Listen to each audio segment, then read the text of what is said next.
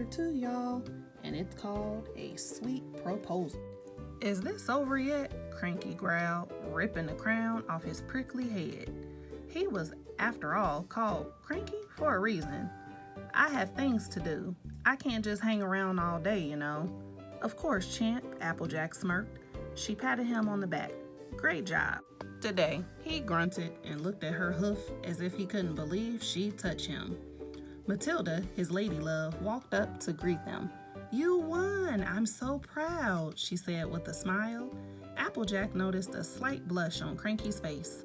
Enough already with the compliments. I just ate some pie, he grumbled. But you did it super awesomer officially, Pinky called out as she bounded over. She was still wearing her bib. She didn't look at all upset that she lost. You should be proud of yourself, too. Way to go, Cranky, said Twilight Sparkle as she, Rarity, Fluttershy, and Rainbow Dash joined them. Applejack could sense how uncomfortable Cranky was getting. All right, y'all, give the champion his space. She motioned for the ponies to step back.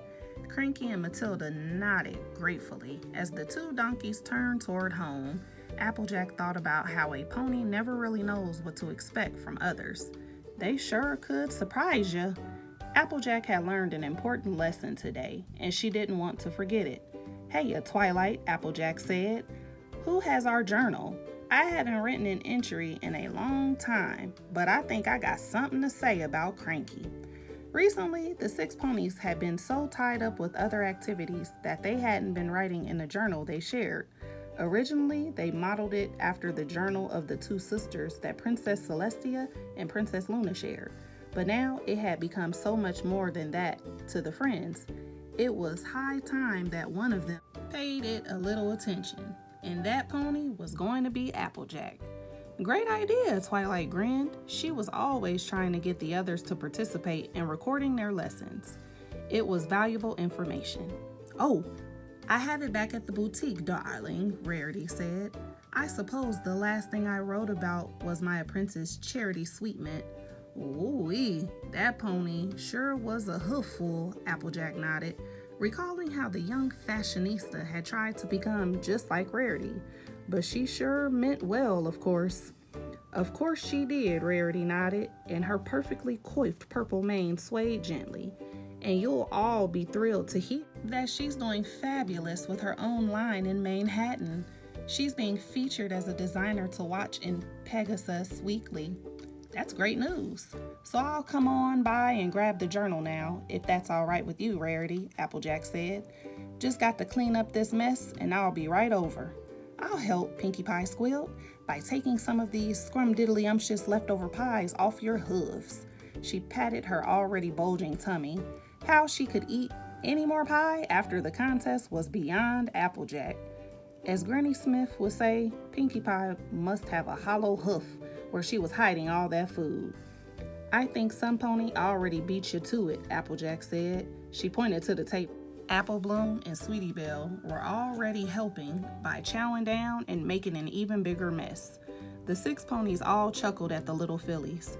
Excuse me, ladies.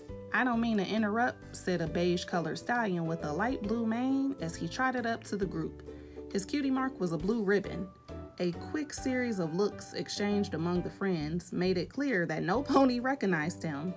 But are you Applejack of Sweet Apple Acres? He asked, raising an eyebrow. Yep, that's me, Applejack tipped her hat. Who might you be, and what can I do for you? My name is Blue Ribbon. I run the Best of Equestria Awards, said the stallion. He passed Applejack a business card. Sure as the sun sits in the sky, it said. Blue Ribbon, Best of Equestria Awards, finding the best business in Equestria since the first Summer Sun celebration. I'm here to tell you that Sweet Apple Acres has been named as a finalist in our Best Orchard In Equestria contest. Congratulations. Really? Why, that's a humdinger, Applejack exclaimed. I mean, thank you kindly, Mr. Ribbon. She looked to her friends who had all started whispering excitedly to one another. Is there anything I need to do for you? Not too much, Blue Ribbon smiled. He flipped open a folder filled with forms. He scanned the page with his hoof and jotted down some notes.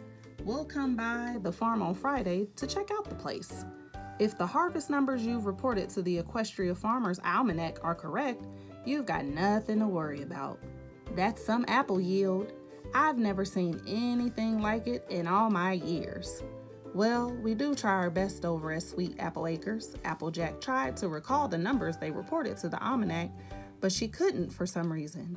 Maybe Granny Smith has submitted the paperwork this year. Surely it will all be just fine. Applejack tipped her hat at Blue Ribbon. "We'll be ready, sir."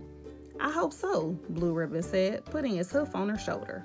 The winner of the award will be named the official exclusive apple supplier for Kenner Lot Castle. "How divine!"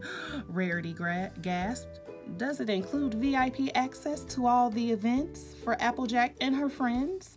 "To the Wonderbolt's Derby," said Rainbow Dash, "because that's the only one I really care about." Applejack shot her friends a look to shush them, but Rarity had a dreamy look in her eyes, and Rainbow Dash had already stopped paying attention. "There will be lots of special perks," Blue Ribbon said. "Front row seats at the Equestria Rodeo, definitely. Tickets to the Hearth's Warming Eve annual ball. Oh, and one grand prize that is sure to delight any farm pony." "That all sounds real nice, Mr. Ribbon," Applejack replied. "But we apples don't need any prizes." "What about a brand new plot of land to expand your farming empire?" Blue Ribbon smirked. Applejack's jaw dropped in surprise. Now that really was a prize worth winning. She tried to hide her elation. "See you on Friday, Applejack." Blue Ribbon turned on his hoof and began to walk away. He looked over his shoulder and called out, "And as we say at Best of Equestria, best of luck." If Applejack had anything to say about it, she wouldn't need a smidgen of luck. Just good old-fashioned hard work. "Hey, Applejack," said Twilight Sparkle, "how about the 5 of us help you out this apple buck season?"